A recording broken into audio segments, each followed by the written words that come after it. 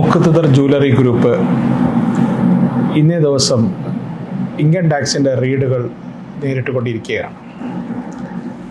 നിങ്ങൾക്കറിയാം, അൽ മുഖ്തദർ ജ്വല്ലറി ഗ്രൂപ്പിനെ പറ്റി കഴിഞ്ഞ ദിവസങ്ങളിൽ ചില യൂട്യൂബ് മാധ്യമങ്ങൾ കള്ളപ്രചരണങ്ങൾ നടത്തുകയുണ്ടായി. അതുപോലെ വീണ്ടും കള്ളം പ്രചരിപ്പിക്കാൻ ശ്രമിക്കുകയാണ്. 380 കോടി രൂപ ടാക്സ് കൊടുക്കാനുണ്ട്, കള്ളപ്പണം വെളുപ്പിക്കാനുണ്ട് എന്നുള്ള കള്ളപ്രചാരണങ്ങൾ നടത്തിക്കൊണ്ട് ഈ യൂട്യൂബ് മാധ്യമ വിചാരക ജഡ്ജിമാർ ഇറങ്ങി തിരിച്ചിരിക്കുകയാണ്. യഥാർത്ഥത്തിൽ ഇൻകം ടാക്സ് എല്ലാ വർഷവും റൊട്ടീനായിട്ട് എല്ലാ സ്ഥാപനങ്ങളും എല്ലാ ജ്വല്ലറികളും കയറി ഇറങ്ങാറുണ്ട്.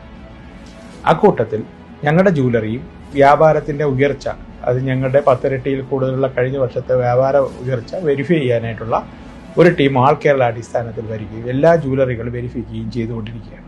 ഇപ്പം ഇതിനെപ്പറ്റി ഒരു കള്ളപ്രചാരണം നടത്തുകയാണ്. അപ്പോൾ ഞാൻ എൻ്റെ കസ്റ്റമേഴ്സുകളോട് എനിക്ക് അഭ്യർത്ഥിക്കാം, ഇത്തരം കുപ്രചരണങ്ങളെ നിങ്ങൾ അതിൻ്റെ അർഹിക്കുന്ന ആ അവജ്ഞയോട് കൂടി തള്ളിക്കളയണം. ഈ അവസരത്തിൽ എനിക്ക് എല്ലാ എൻ്റെ കസ്റ്റമേഴ്സുകളുടെയും പറയാനുള്ളത്, നിങ്ങൾ ഞങ്ങൾക്ക് നൽകിക്കൊണ്ടിരിക്കുന്ന പിന്തുണ പൂർണ്ണമായി നൽകണമെന്നാണ് ഈ അവസരത്തിൽ ഞാൻ അഭ്യർത്ഥിക്കുന്നത്.